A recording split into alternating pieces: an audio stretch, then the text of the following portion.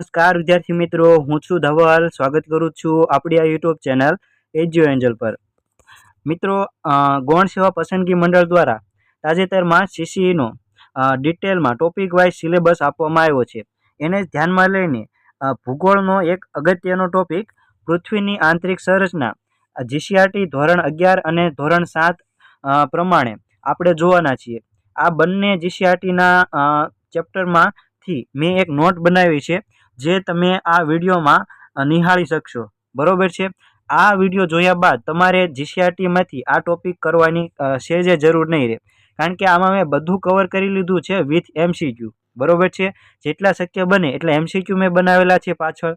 એટલે આ ટોપિકમાંથી જે પૂછાય છે એ આ વિડીયો બહાર જવાનું નથી. એટલે વિડીયોને એન્ડ સુધી જોઈજો. ખૂબ જ ઉપયોગી અને ઇમ્પોર્ટન્ટ વિડીયો બનવાનો છે. તો આપણે સૌથી પહેલાં શરૂ કરીએ ટોપિકને. તો પૃથ્વીની આંતરિક સંરચના મતલબ કે આ પૃથ્વી જે છે એની અંદર એનું માળખું અથવા તો એની રચના અંદર કેવું વસ્તુ છે, શું છે, એના વિશે આજના પાઠમાં જોવાના છીએ. તો સૌથી પહેલાં આપણે જોઈએ તો પૃથ્વી જે છે એ બ્રહ્માંડમાં વર્ષો પહેલાં ધગધગતા વાયુનો ગોળો હતો. આ ગોળો જેમ જેમ ઠરવા લાગ્યો એટલે એને ઉપરની સપાટીએ ઘન સ્વરૂપ ધારણ કર્યું, જેને આપણે મૃદાવરણ કહીએ છીએ, જ્યાં હાલમાં સજીવ સૃષ્ટિ વસે છે. પણ હજુ પણ પૃથ્વીના પેટાળમાં ગરમ ધગધગતા વાયુના લાવા અને મેગ્મા અને અંદર કોર જે છે એ પણ ખૂબ જ તાપમાન વધારે છે અને નક્કર સ્વરૂપમાં છે. તો આ પાઠમાં આપણે ડિટેલમાં પૃથ્વીના પેટાળમાં શું છે એના વિશે આપણે જોઈશું. તો પૃથ્વી જે છે, આ પૃથ્વી છે, એની ફરતે અથવા તો એનું ઉપરનું જે પડ છે એને ભૂ કવચના નામથી ઓળખવામાં આવે છે, કે જે ભૂ એટલે જમીન અને કવચ એટલે રક્ષણ કરનાર. મતલબ કે ભૂ કવચ, જમીનનું કવચ કહેવામાં આવે છે, જે બાહ્ય ઘન આવરણનું બનેલું છે. ઘન છે એટલે નક્કર સ્વરૂપમાં હોય, એટલે એને ભૂ કવચના નામથી ઓળખવામાં આવે છે. અને પૃથ્વીની અંદર જે પણ કાંઈ છે એને ભૂગર્ભ કહેવામાં આવે છે. આ રીતે તમને ફેક્ટ પરીક્ષામાં પૂછાઈ જશે. ત્યારબાદ છે પૃથ્વી સપાટીથી પૃથ્વીનું કેન્દ્ર લગભગ 6370 કિલોમીટર જે છે એ રહેલું છે. મતલબ કે આ આપણી પૃથ્વી જે છે, અહીંયા આપણે ઉપર સપાટી ઉપર છીએ અને બરોબર મધ્યમાં જવું હોય તો 6370 કિલોમીટર જેટલું અંતર છે. તમને એમ પૂછે કે ભાઈ પૃથ્વીના એક છેડેથી બીજા છેડે જવું હોય તો આશરે અંદાજિત એનું માપ અથવા તો લગભગ કેટલા કિલોમીટર થાય છે, તો એનું આપણે આના 2 ગણા કરી દેવાના, એટલે એટલું માપ થતું હોય. 6370 ના બમણા 6000 ના બમણા 12000, 300 ના બમણા 600 અને 70 ના બમણા 140. મતલબ કે 12740 કિલોમીટર જેટલું અંતર એક છેડેથી બીજા છેડે જવા માટે આશરે આટલું અંતર થતું હોય છે. એટલે આ 2 ફેક્ટ તમારે યાદ રાખવાના કે ભાઈ પૃથ્વી સપાટીથી એટલે કે એની ત્રિજ્યા કેટલી છે પૃથ્વીની, તો 6370 કિલોમીટર. આટલું તમારે મેન આ ફેક્ટ યાદ રાખવાનું, એના આધારે તમને આવડી જશે. બીજું કે પૃથ્વીના આંતરિક ભાગો વિશેની જે પણ આપણને માહિતી ઉપલબ્ધ છે એ બધી આપણને કંઈ સીધી રીતે નથી મળતી, પરંતુ પરોક્ષપણે અથવા તો અનુમાનિત રીતે જે છે એ આપણને મળે છે. આવું કેમ? કારણ કે પૃથ્વી જે છે અંદરથી ખૂબ જ ગરમ છે. બરોબર છે. એટલે એની અંદર આપણે જે પણ કંઈ મોકલીએ છીએ એ એકદમ આમ શું કહેવાય, મેગ્મામાં એ લાવામાં બળી જાય છે. એટલું તાપમાન છે નીચેનું. ઉપર આપણે અવકાશનું ખૂબ જ સારી રીતે સંશોધન કરી શકીએ છીએ, પણ પૃથ્વીના પેટાળમાં અને મહાસાગરનું આપણે હજુ સુધી પૂરતું આપણે સંશોધન કરી શક્યા નથી. એટલે જે પણ પૃથ્વીની અંદરની માહિતી આપણને મળે છે એ કોઈને કોઈ બાહ્ય સ્વરૂપે આપણને બાહ્ય સ્ત્રોતોના આધારે મળે છે, અથવા તો આકલનના આધારે આપણે જાણી શકીએ છીએ. પણ અમુક ભાગ પ્રત્યક્ષ નિરીક્ષણ અને ભૂગર્ભિક પદાર્થોના વિશ્લેષણથી આપણને ખબર પડે છે. તો હવે સૌથી પહેલાં જોઈએ ભૂગર્ભ જાણકારીના સ્ત્રોત. એટલે કે આપણે અંદર પૃથ્વીના પેટાળમાં શું છે એ કઈ રીતે જાણી શકીએ, તો એક પ્રત્યક્ષ રીતે અને બીજું છે પરોક્ષ રીતે. તો સૌથી પહેલાં આપણે પ્રત્યક્ષ રીતે આપણે વિસ્તૃતમાં જોઈ લઈએ. તો પ્રત્યક્ષ રીતે સીધી રીતે 2 રીતે આપણે જોઈ શકીએ કે ઊંડી ખાણ ખનિજ તેલ મેળવવા માટે જે ઊંડા ક્ષાર કરવામાં આવે છે એનાથી આપણને પૃથ્વીના પેટાળમાં શું છે એની માહિતી મળે છે. ત્યારબાદ જ્વાળામુખી પ્રસ્ફોટન થાય ત્યારે જમીનમાંથી જે લાવા રસ નીકળે છે એનાથી પણ આપણને માહિતી મળે છે કે પૃથ્વીના પેટાળમાં કયા કયા તત્વો અને પદાર્થો જે છે એ ઉપલબ્ધ છે. હવે આપણે અમુક ફેક્ટ યાદ રાખવા પડશે જે પરીક્ષામાં સીધા પૂછાઈ જશે. વિશ્વની સૌથી ઊંડામાં ઊંડી ખાણ કઈ છે? તો રોબિન્સન ખાણ છે. આ રોબિન્સન ખાણ છે એ સંપૂર્ણ જે છે એમ કહેવાય કે ભાઈ સોનાની છે. આ રોબિન્સન ખાણ એ દક્ષિણ આફ્રિકામાં આવેલી છે અને 4 કિલોમીટર જ ઊંડી છે. તમે જોઈ શકો છો 6370 કિલોમીટર જે છે આપણે અંદર સુધી જઈ શકીએ છીએ સેન્ટ્રલમાં, તો પણ હજી આપણે 4 કિલોમીટર ઊંડે સુધી આપણે ખોદી શકીએ છીએ અને વિશ્વની ઊંડામાં ઊંડી ખાણ છે. તમે વિચારો. અને વધુમાં વધુ ઊંડાઈ સુધી સારકામ થયું છે તો એ 12 કિલોમીટર થયું છે. અને આ સારકામ જે છે એ કોલા ક્ષેત્ર, આર્કટિક મહાસાગરમાં જે કોલા ક્ષેત્ર આવ્યું છે ત્યાં આગળ મેક્સિમમ 12 કિલોમીટરનું સારકામ થયેલું છે. અને ખનિજ તેલ શોધવા માટેનો સૌથી ઊંડો ખાડો છે ને એ પણ ખાલી 8 કિલોમીટર સુધીનો જ છે. તો તમે વિચાર કરો, હજી આપણે પૃથ્વીના પેટાળ વિશે કંઈ જાણતા જ નથી એવું ગણી શકીએ. બરોબર છે. તો આ 3 ફેક્ટ યાદ રાખો. રોબિન્સન ખાણ 4 કિલોમીટર ઊંડી, સોનાની ખાણ દક્ષિણ આફ્રિકામાં આવેલી છે, વધુમાં વધુ ઊંડાઈ સારકામ કોલા ક્ષેત્ર આર્કટિક મહાસાગરમાં 12 કિલોમીટર, ખનિજ તેલ શોધવા સૌથી ઊંડો ખાડો 8 કિલોમીટર સુધીનો જ થઈ શક્યો છે. હવે આપણે પરોક્ષ સ્ત્રોતની વાત કરીએ. પરોક્ષ સ્ત્રોતમાં આપણે ઇનડાયરેક્ટલી ઘનતાથી જાણી શકીએ કે પૃથ્વી અંદરથી કેવી છે, એના દબાણ અંદર કેવું છે, તાપમાન કેવું છે, ઉલ્કાના આધારે પણ આપણે જાણી શકીએ. તમને પ્રશ્ન થતો હોય કે પૃથ્વીની પેટાળની માહિતી ઉલ્કા ઉપર તરતા હોય આકાશમાં, એનાથી કેમ જાણી શકીએ? તો ભાઈ જાણી શકીએ, કારણ કે પૃથ્વી અને ઉલ્કા એ બે એક જ જનેતાના સંતાનો છે. કેવી રીતે? કારણ કે ઉલ્કાપિંડો અને પૃથ્વી એ એક નિહારિકા, મોટી નિહારિકા છે, એમાંથી છૂટા પડેલા પદાર્થ છે. પૃથ્વી જે છે ઠરી ગઈ અને આ ઉલ્કાપિંડ પણ ઠરી ગઈ, પણ ફરક એટલો કે આ મોટા પિંડો છે અને આ નાના નાના પથ્થરો છે. બરોબર છે. એટલે ઉપર જ્યારે ધરતી પર પડે ત્યારે એને આકલન લાગી શકે કે એમાં કયા તત્વો છે ઉલ્કાપિંડમાં. એના આધારે આપણે કહીએ કે ભાઈ પૃથ્વીના પેટાળમાં શું રહેલું છે. ત્યારબાદ ગુરુત્વાકર્ષણ બળના આધારે પણ જાણી શકીએ કે ભાઈ પૃથ્વીના પેટાળમાં શું છે. ચુંબકીય સર્વેક્ષણો કરવામાં આવે અને ભૂકંપીય જે મોજા હોય એના આધારે પણ આપણે જાણી શકીએ કે ભાઈ પૃથ્વીના પેટાળમાં શું છે. ભૂકંપ આવે એ જમીનમાંથી તે પેટાળમાંથી આવે, એટલે એના તરંગમાંથી જે પણ કાંઈ વિનાશક બહાર જે પ્રકૃતિમાં દેખાય, બરોબર છે, એના આધારે આપણે સર્વેક્ષણ કરીને પૃથ્વીના પેટાળ વિશે માહિતી મેળવી શકીએ છીએ. હવે આપણે આગળ જોઈએ તો આ પરોક્ષ રીતે જે આપણે જોયું એને ડિટેલમાં જોવું હોય તો સૌથી પહેલાં ઘનતા વિશે વાત કરીએ. તો પૃથ્વીની સરેરાશ ઘનતા જે છે એ 5.5 ઘન સેમી અથવા તો 5.5 ગ્રામ છે. આ પ્રશ્ન બેઠો પરીક્ષામાં પૂછાઈ જશે, એટલે યાદ રાખી લેજો. પૃથ્વીની સરેરાશ ઘનતા 5.5 ઘન સેમી છે. અને સપાટીના એટલે કે જે આપણે જોયું કે ભાઈ ભૂકવચ જે છે એના જે ખડક છે કે જેને આપણે કયા ખડક તરીકે ઓળખી શકીએ છીએ, તો બેસાલ્ટ ખડકો તરીકે ઓળખી શકીએ છીએ. બેસાલ્ટ ખડકોની જે ઘનતા છે એ 2.7 ઘન સેમી છે. અગ્નિકૃત ખડકોની ઘનતા 3 થી 3.5 જેટલી ઘનતા છે. હવે એક MCQ સીધું પૂછાઈ જાય કે પૃથ્વીના અંદરના ભાગોની ઘનતા ઉપરના ભાગોની ઘનતાથી વધારે હોવી જરૂરી છે, અને એટલી હોય જ. આગળ આપણે ડિટેલમાં સમજીએ કે ભાઈ અંદરની ઘનતા કેમ વધારે હોય. હવે આગળ જોઈએ તો અંદરના ભાગોની ઘનતા કેટલી છે? 11 થી 12. પૃથ્વીની ઘનતા સૌપ્રથમ ક્યારે માપવામાં આવી હતી? તો વર્ષ 1974માં પૃથ્વીની ઘનતા માપવામાં આવેલી. ઘનતા માપવાનો આધાર શું છે? તો આ જે ઘનતા જે છે એને માપવાનો આધાર ન્યૂટનના ગુરુત્વાકર્ષણનો સિદ્ધાંત છે. ત્યારબાદ દબાણ જોઈએ. દબાણ અને ઘનતાનો સીધો સંબંધ છે. દબાણ મતલબ કે તમે વિચારો કે તમે માનો કે જન્માષ્ટમી છે, બરોબર છે, અને તમે ઓલા જોયા છે ખેલૈયા, એક ઉપર એક આવી રીતે હોય છે, એની ઉપર બીજા હોય છે, અને છેલ્લે આવી રીતે એક છોકરો જે છે દહીં હાંડી ફોડતો હોય છે. તો તમે જો કે નીચેના જે પણ વ્યક્તિ હોય ને એને ઉપરના જે લોકો છે એનો ભાર આવતો હોય, મતલબ કે એના ઉપર શું આવે? નીચેના લોકો ઉપર દબાણ આવતું હોય, બરોબર છે. આ દબાણ આવે એટલે આમ કહેવાય ને કે ભાઈ એની ઘનતા વધે, કારણ કે જેમ આપણે તમે ફૂટબોલને અથવા તો કોઈ પણ વસ્તુને આમ બળ કરીને જેટલું દબાવો એટલે એ એટલો નક્કર બને ને, એટલે એનું ઘનતા વધારે થઈ જાય. મતલબ કે પૃથ્વી જે છે એક દડો ફૂટબોલ સમજી લો, ફૂટબોલને તમે જેવી રીતે આમ દબાવો ને એટલો અંદરના ભાગથી નક્કર થતો જાય, બરોબર છે. એટલે ઉપર જેટલું દબાણ વધારે એટલી એની નીચે ઘનતા વધારે, બરોબર છે. સીધો સંબંધ છે, દબાણ સૌથી વધારે એમ ઘનતા વધારે. પૃથ્વીના ઉપર તમે જે પોપડો જોવો પાતળો, એમાં ઉપર વજન કાંઈ આવતું નથી એટલે એની ઘનતા શું હોય? ઓછી. પણ અંદરના ભાગે દબાણ આવે એટલે એના ઘનતા શું હોય? વધારે હોય. ત્યારબાદ તાપમાન વિશે વાત કરીએ તો પૃથ્વીના જેમ જેમ આપણે નીચે જઈએ એમ સરેરાશ 32 મીટર, બરોબર છે. 32 મીટર જેમ જેમ આપણે નીચે જઈએ 1 સેલ્સિયસ તાપમાન વધતું જાય.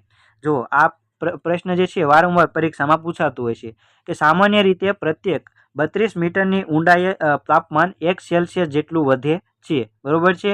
આમાં એમ પણ પૂછે વધે ઘટે, તો આપણે શું જવાબ દેવાનો? વધે. તાપમાન જેમ જેમ કેન્દ્ર તરફ જઈએ એમ તાપમાન વધારો થતો જાય, ઘનતા પણ વધારે થતી જાય, દબાણ પણ વધારે થતું જાય. આ બધું વધુ વધુ વધુ આવશે.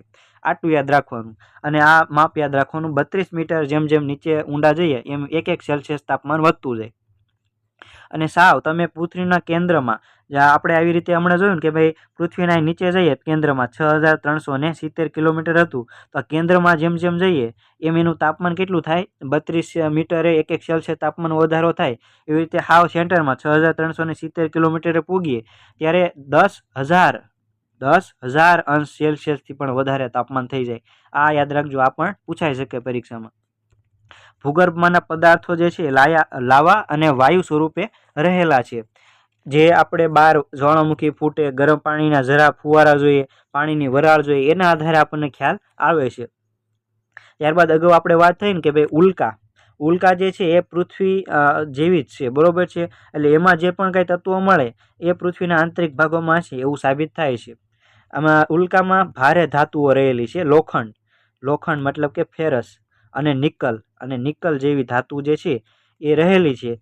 એના આધારે આપણે કહી શકીએ કે પૃથ્વીના પેટાળમાં જે કોર છે એ લોખંડ અને નિકલ અથવા તો લોખંડને આપણે કહી શકીએ ફેરસ, બરોબર છે. એને લોખંડને ફેરસ પણ કહી શકીએ.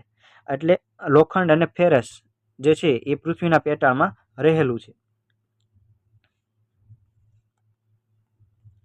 ત્યારબાદ હવે ગુરુત્વાકર્ષણની વાત કરીએ તો ગુરુત્વાકર્ષણ જે છે ને એ પૃથ્વીના જેમ ઉપરની ભાગ અને નીચેની ભાગ એટલે કે ધ્રુવ જે છે ઉત્તર ધ્રુવ અને દક્ષિણ ધ્રુવ એમાં સૌથી વધારે ગુરુત્વાકર્ષણ બળ હોય છે.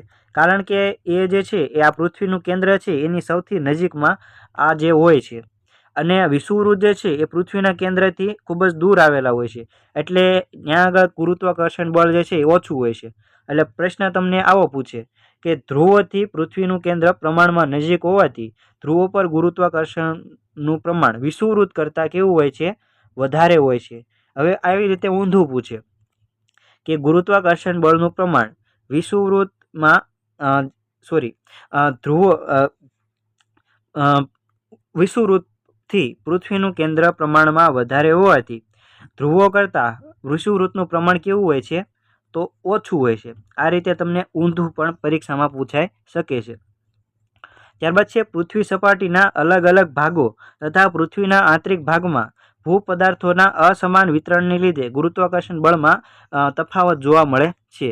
મતલબ કે પૃથ્વીની અંદર જે પણ કાંઈ લાવા છે, ખડકો છે, બરોબર છે, એ અસ્તવ્યસ્ત અથવા તો પ્રમાણમાં સરખા નથી. એટલે જે પણ કાંઈ ઉથલ પાથલ થાય છે એના લીધે ગુરુત્વાકર્ષણ બળમાં પણ તફાવત સર્જાય છે. અને ઉપરના ભાગમાં પણ અલગ અલગ મેદાન હોય, ખીણ હોય, બરોબર છે, આવું અલગ અલગ ભૂમિ સ્વરૂપો જોવા મળે છે. એટલે અલગ અલગ ગુરુત્વાકર્ષણ બળનો અનુભવ આપણને થતો હોય છે. કારણ કે પૃથ્વીના કેન્દ્રથી સીધો સંબંધ રાખે છે ગુરુત્વાકર્ષણ બળ. એટલે જેટલું કેન્દ્રથી દૂર એટલું ગુરુત્વાકર્ષણ બળ ઓછું લાગશે અને જેટલું પૃથ્વીના કેન્દ્રથી નજીક એટલું ગુરુત્વાકર્ષણ બળ વધારે લાગશે.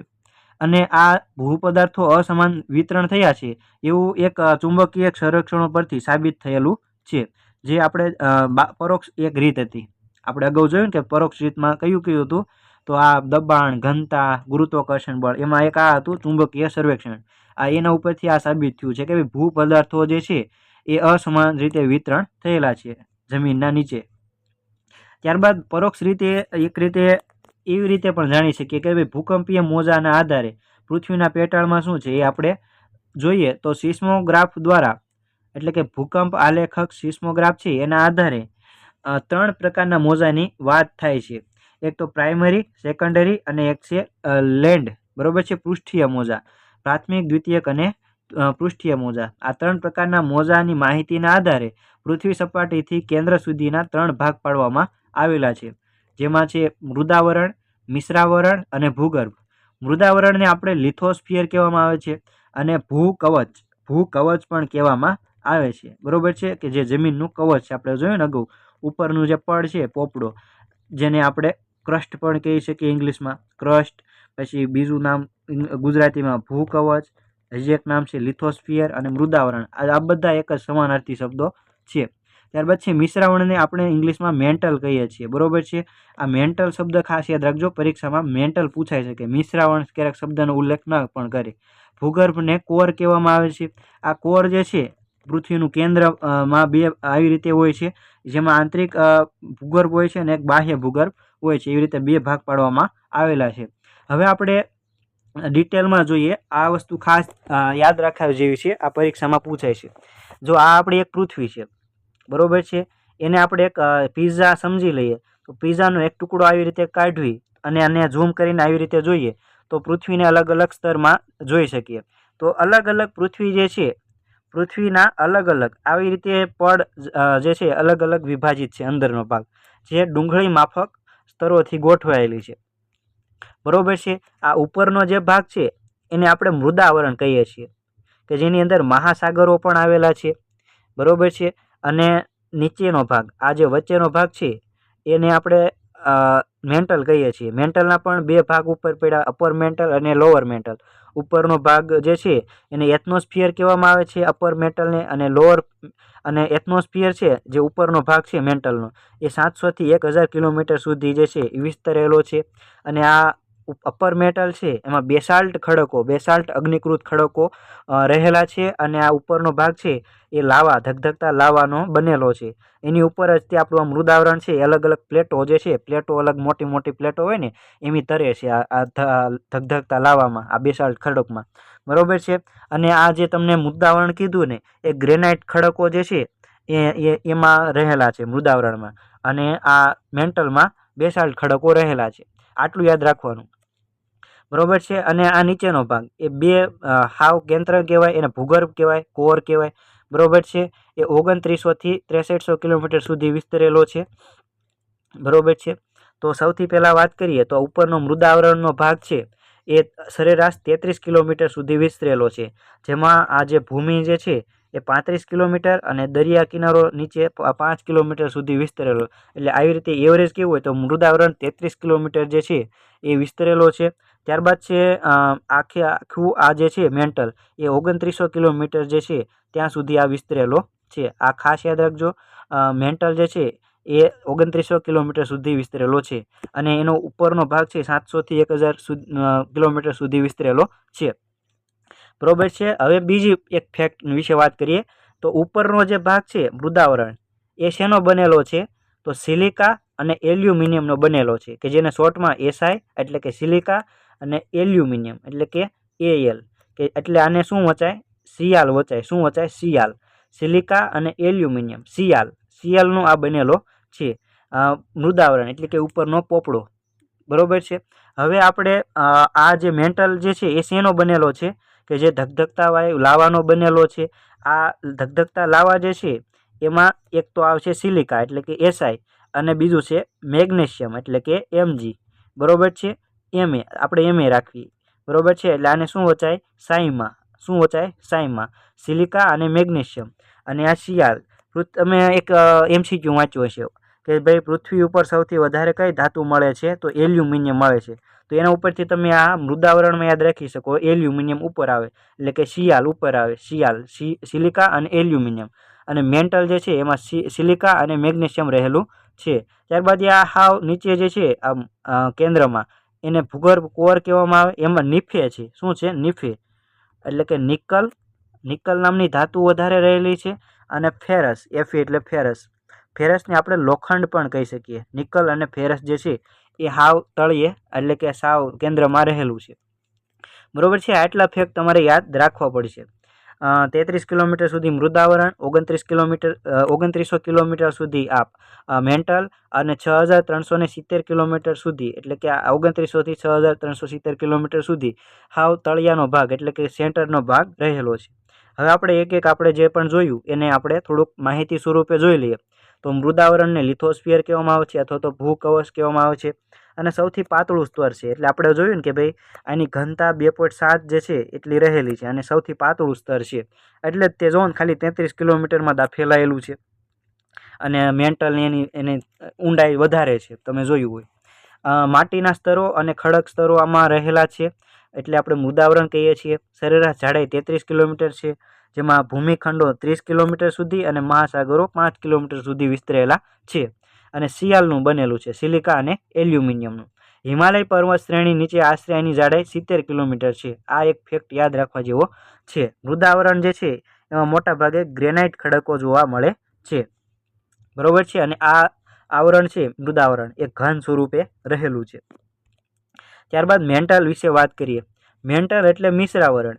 મિશ્રાવરણ જે છે એ બેસાલ્ટ ખડકોનો બનેલો છે. બેસાલ્ટ મતલબ કે મૃદાવરણ છે એ ઉપર છે અને આ એની નીચે બેઠેલું છે એટલે બેસા, બરોબર છે. આ રીતે યાદ રાખી શકો. ઉપર મૃદાવરણ, નીચે મેન્ટલ અને આ મેન્ટલમાં બેસાલ્ટ ખડકો છે.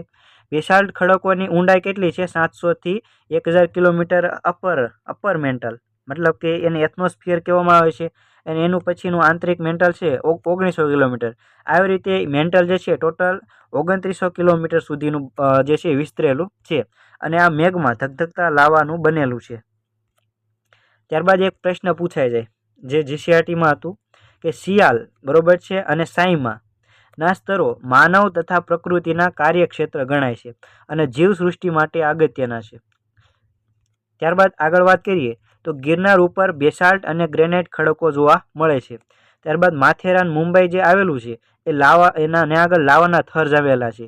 એ જ્વાળામુખી પ્રસ્ફોટનના કારણે આ થર જામેલા છે માથેરાન મુંબઈમાં. ત્યારબાદ હવે ભૂગર્ભની વાત કરીએ, જે હાવ નીચે તળિયે કેન્દ્રમાં હતું કોર, બરોબર છે. ત્યાં આગળ તો આપણે જોયું ને કે તાપમાન સૌથી વધારે કેટલું હોય? 10,000 અંશ સેલ્સિયસથી પણ વધારે હોય.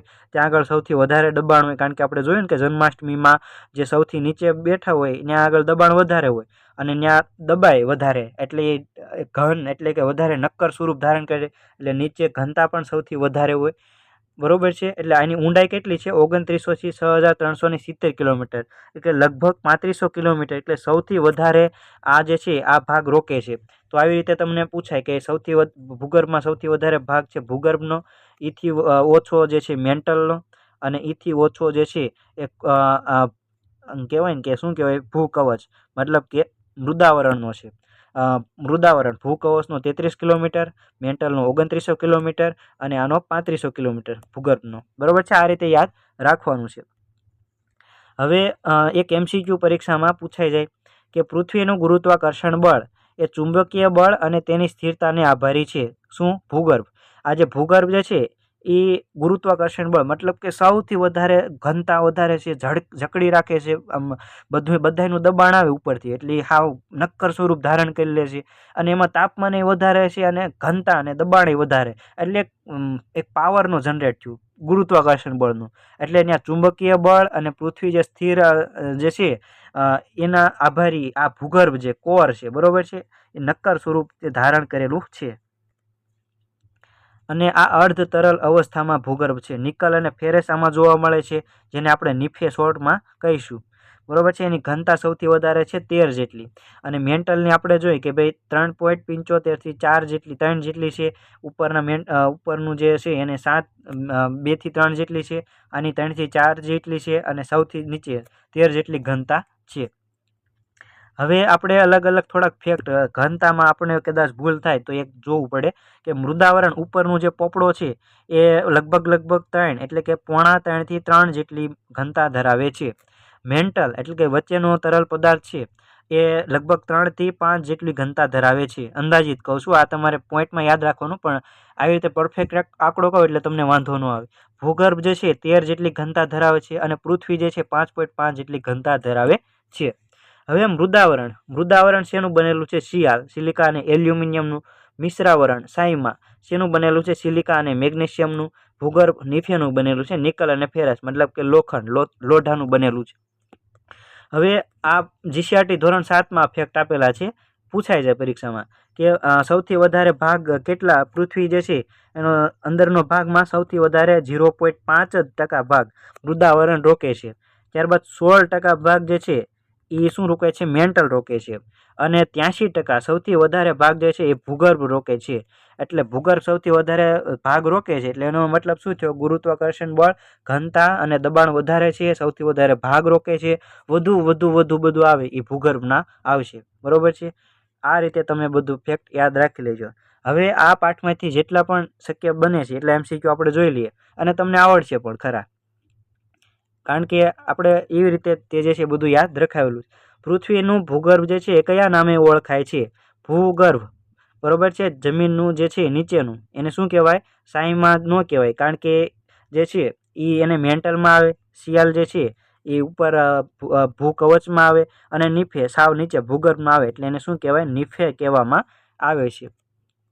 ત્યારબાદ છે ભૂગર્ભ કે જેને કોર કહેવાય છે. એમાં કયા ખનિજ તત્વો મુખ્ય રહેલા છે? તો એમાં લોઢું અને લોઢું રહેલું છે. જો આ લોઢું છે, આમાં લોઢું છે, આમાં એલ્યુમિનિયમ નથી રહેલું. અને એક શોર્ટમાં આપણે યાદ રાખ્યું હતું નીફે. બરોબર છે. નીફે ભૂગર્ભ જે છે નીફેનું બનેલું છે. ની એટલે શું થાય? નિકલ અને ફેરસ એટલે કે નિકલ અને લોહ, એટલે કે ઓપ્શન નંબર એ આપણો રાઈટ આન્સર બનશે. ત્યારબાદનો પ્રશ્ન છે, શિયાળ સ્તરમાં કયા પ્રકારના ખડકો જોવા મળે છે? શિયાળ મતલબ કે સિલિકા અને આ એલ એટલે કે એલ્યુમિનિયમ. એલ્યુમિનિયમ ક્યાં જોવા મળે? મૃદાવરણમાં જોવા મળે. મૃદાવરણ જે છે એમાં શું જોવા મળે આપણને? બેસાલ્ટ ખડકો જોવા મળે છે. બેસાલ્ટ નહીં, સોરી, જે શિયાળ જે છે એમાં ગ્રેનાઇટ ખડકો આપણને જોવા મળે છે, કારણ કે બેસાલ્ટ જે છે એ નીચે બેસી ગયા હોય, મતલબ કે એ ક્યાં હોય? નીચે. ક્યાં આગળ? મેન્ટલમાં હોય. એટલે કે બેસાલ્ટ મેન્ટલમાં હોય અને શિયાળ એટલે કે મૃદાવરણમાં ગ્રેનાઇટ ખડકો હોય છે. ત્યારબાદ છે રોબિન્સનની સોનાની ખાણ કયા દેશમાં આવેલી છે? તો એ દક્ષિણ આફ્રિકામાં આવેલી છે અને 4 કિલોમીટર ઊંડી છે. બરોબર છે. આ યાદ રાખવાનું છે. આની સિવાય આપણે બે ફેક્ટ બીજા યાદ રાખ્યા હતા. 12 કિલોમીટર જે છે એ સૌથી ઊંડામાં ઊંડું જે છે એ કોલા ક્ષેત્ર જે છે આર્કટિક મહાસાગરમાં સૌથી ઊંડામાં ઊંડું ક્ષારકામ જે છે ત્યાં થયેલું છે. અને સૌથી પેટ્રોલિયમ તેલ જે છે એનો કૂવો 8 કિલોમીટર ઊંડો છે. આ બધા ફેક્ટ જે છે પરીક્ષામાં સીધા પૂછાઈ જશે. ત્યારબાદ છે નીચેના પૈકી કયું એક ભૂગર્ભ જાણકારીનો પરોક્ષ સ્ત્રોત નથી? આ રીતે પ્રશ્ન પૂછે તો ગુરુત્વાકર્ષણ બળ જે છે એ અંદરથી જાણી શકાય, ભૂકંપીય તરંગો પણ અંદરથી જાણી શકાય, ઘનતા પણ અંદરથી જાણી શકાય, પણ જ્વાળામુખી પ્રસ્ફોટન છે એ બહારથી જે લાવા નીકળે એનાથી જ જાણી શકાય, એટલે કે પ્રત્યક્ષ રીતે જાણી શકાય છે. એટલે કે આ જે છે પરોક્ષ રીતે જાણી શકાતું નથી. એટલે ઓપ્શન નંબર સી આપણા માટે રાઈટ આન્સર બનશે. ત્યારબાદ છે પૃથ્વીની સરેરાશ ઘનતા કેટલી છે? તો 5.5 ઘન સેમી અથવા તો 5.5 ગ્રામ છે. ત્યારબાદ છે પૃથ્વીથી પૃથ્વીનું કેન્દ્ર લગભગ કેટલા કિલોમીટર જેટલું છે? તો 6370 કિલોમીટર જેટલું અંતર રહેલું છે. ત્યારબાદ છે પૃથ્વીના અંદરના ભાગની ઘનતા ઉપરના ભાગોની ઘનતાથી કેટલી છે? વધારે છે, કારણ કે જેમ જેમ નીચે જાય એમ દબાણ વધે એટલે શું વધે? ઘનતા વધે, એની નક્કરતા વધે. ત્યારબાદ આગળ વાત કરીએ તો સામાન્ય રીતે પ્રત્યેક 32 મીટર ઊંડા જેમ જઈએ એમ તાપમાન કેટલા અંશ સેલ્સિયસ વધે છે? તો 1 અંશ સેલ્સિયસ વધે છે. અને સાવ કેન્દ્રમાં આવી એટલે 10,000થી પણ વધારે અંશ સેલ્સિયસ જે છે તાપમાન થઈ જતું હોય છે. ત્યારબાદ છે વિષુવવૃત્ત પર ગુરુત્વાકર્ષણ બળનું પ્રમાણ ધ્રુવો કરતાં કેવું હોય છે? તો ઓછું હોય છે. વિષુવવૃત્ત પર ઓછું હોય અને ધ્રુવો ઉપર વધારે હોય. ત્યારબાદ છે ભૂકંપીય મોજાના કુલ કેટલા પ્રકાર છે? તો 3 પ્રકાર છે, પ્રાઇમરી, સેકન્ડરી અને લેન્ડ. બરોબર છે. ત્યારબાદ 12મો પ્રશ્ન, મૃદાવરણની સરેરાશ જાડાઈ કેટલી છે? તો 33 કિલોમીટર સરેરાશ મૃદાવરણ જાડું છે, જેમાં જે ઉપરનું જે આપણે ભૂમિ છે એ 35 કિલોમીટર અને મહાસાગર 5 કિલોમીટર જે છે એટલી જાડી છે મહાસાગરનો એક પોપડો. એટલે એમ કહી શકાય કે એવરેજ 33 કિલોમીટર મૃદાવરણની જાડાઈ છે. ત્યારબાદ આજનો છેલ્લો પ્રશ્ન, પૃથ્વીનું ગુરુત્વાકર્ષણ બળ, ચુંબકીય બળ અને તેની સ્થિરતા શાને આભારી છે? તો એ ભૂગર્ભ કોરના જે છે એને આભારી છે. તો મિત્રો આ હતો આજનો વિડીયો. આશા છે કે આ વિડીયોમાંથી જે પણ કાંઈ પ્રશ્ન પૂછાય છે એ તમને 100% આવડી જશે અને એક પણ પ્રશ્ન ખોટો પડવો જોઈએ નહીં આ વિડીયો જોયા બાદ. બરોબર છે? જો વિડીયો તમને ગમ્યો હોય તો વિડીયોને તમારા મિત્રો જોડે શેર કરો, આ વિડીયોને લાઇક કરો અને નવા હોય તો આપણી ચેનલને સબસ્ક્રાઈબ કરી લેજો. બરોબર છે? મળીએ કાંઈક નવા વિડીયો સાથે. ત્યાં સુધી સૌને જય હિન્દ, જય ભારત, વંદે માતરમ.